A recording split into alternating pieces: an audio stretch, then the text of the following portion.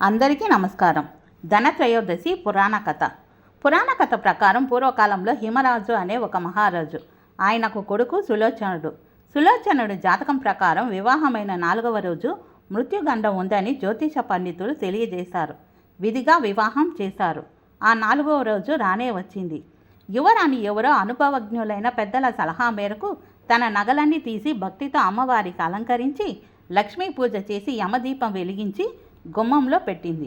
మృత్యుదోషం ప్రకారం మృత్యు గడియలలో యమధర్మరాజు 4వ రోజున వచ్చి గుమ్మంలో అడుగు పెట్టగానే యువరాణి భక్తి శ్రద్ధలతో యమదీపం పెట్టడం వలన ఆ కాంతిలో లక్ష్మీ అమ్మవారి అనుగ్రహంతో తనకు అలంకరించిన బంగారు నగల కాంతిని చూసి తన్మయత్వంతో మరిచిపోయాడు.